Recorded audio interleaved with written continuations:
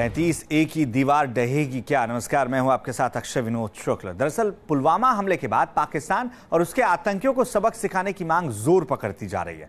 इस बीच घाटी में सुरक्षा बलों की सक्रियता ने अलगाववादियों की बेचैनी तक बढ़ा दी है और उसकी वजह है संविधान की धारा 370 और अनुच्छेद 35A को हटाने की मांग। कयास इस बात के लगाए जा रहे हैं कि सरकार अध्यादेश लाकर 35A में बदलाव कर सकती है।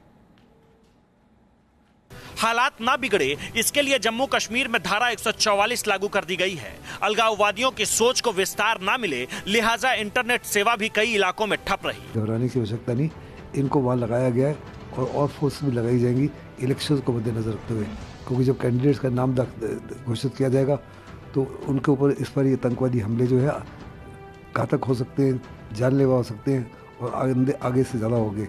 उसको निगाह में रखते हुए इसलिए फोर्सेस को इंडक्ट किया जा रहा है। कोई बाहरी व्यक्ति कश्मीर में जमीन नहीं खरीद सकता। जम्मू कश्मीर के लोग ही राज्य में नौकरी पा सकते हैं। राज्य में रहने वाली बाहरी लोगों के पास लोकसभा चुनाव में वोट देने का अधिकार, लोकल बॉडी इलेक्शन में बाहरी लोगों को वोट देने का अधिकार नहीं। जो 35A है जो 370 से संबंधित तो है, जिसका पर्पज ही है कि बाहर की जो पॉपुलेशन है या उनके जोग्राफिकली या उनके जो क्रीड है उनका अपना है, तो उसको प्रिवेंट करने के लिए उनका पर्पज रहा है। तो उसमें अगर 35 कोरिलेट ये करती है कि बाहर का कोई भी आदमी नॉन कश्मीरी से यदि शादी करता है किसी लड़की से, तो कश्मीरी लड़की उसे अपने राइट तो मिलेंगे नहीं जो कश्मीरी लड़की को है, बल्कि कश्मीरी लड़की भी अपने वो राइट खो देगी। तो एक तो ये उसको प्रिवेंट करना, उनको अपने उसको बचाने के लिए उनका पर्पज ये रहा है। बाकी उनका एक जेंडर बेसिक बेस है जो इसमें हमारे संविधान के बिल्कुल ही अनुकूल नहीं है, प्रतिकूल है।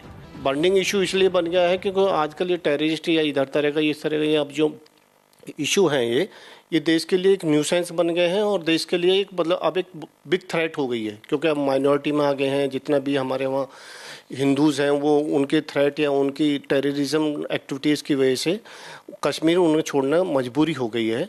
तो इसलिए इसको बैलेंस करने के लिए अब ज़रूरी भी है कि सबको इक्वल राइट दिया जाए। अब सवाल यह बनता है कि अगर कश्मीर से आर्टिकल 35A को हटा दिया जाए तो किस तरह से और इसका क्या कुछ असर पड़ेगा। साथ साथ अलगाववाद को बढ़ावा देने वाले और इस नाम पर सियासत करने वाले क्यों नहीं चाहते हैं कि जम्मू कश्मीर से आर्टिकल 35A किसी भी कीमत पर हटाया जाए। इन तमाम सवालों का जवाब आपको इस रिपोर्ट में मिलेगा। जैसे कि दूसरे राज्य के लोग जम्मू कश्मीर में स्थायी नागरिक नहीं बन सकते, दूसरे राज्य के लोग जम्मू कश्मीर में संपत्ति नहीं खरीद सकते, राज्य की महिला किसी दूसरे राज्य में शादी करे तो सारे अधिकार खत्म हो जाते हैं, किसी दूसरे राज्य के नागरिक को जम्मू कश्मीर सरकार नौकरी नहीं देती है। देश की आजादी के 7 साल बाद संविधान की धारा 370 के साथ आर्टिकल 35A को जोड़ा गया था, तो कश्मीर के डेमोग्राफी पर फर्क पड़ेगा। 1954 से पहले पाकिस्तान से आए हिंदू शरणार्थियों को नागरिकता मिल सकेगी। किसी भी राज्य का नागरिक कश्मीर में जमीन खरीद सकेगा। कश्मीर में सेना की कॉलोनियां बन सकेंगी। कश्मीर से बाहर शादी करने पर भी बेटियों के बच्चों को संपत्ति में हिस्सा मिलेगा। जम्मू कश्मीर अकेला मुस्लिम बहुल राज्य था जो पाकिस्तान में शामिल ना होकर भारत के साथ आया। धारा 370 हटाने की मांग करने वाले कुछ गलत होने पर कश्मीरियों को दोष नहीं देंगे। कश्मीर में अलगाववादी नेताओं का कुनबा बड़ा है, इसलिए अलगाववादी नेता धीरे धीरे ही सही लेकिन कश्मीर में काफी मजबूत भी होते चले गए। आपको 4 बड़े अलगाववादी नेताओं के चेहरे और उनके इतिहास को दिखाते हैं, जिनके एक एक अल्फाज में पाकिस्तानी एजेंडा छिपा होता है और करतूत देश विरोधी नजर आती है।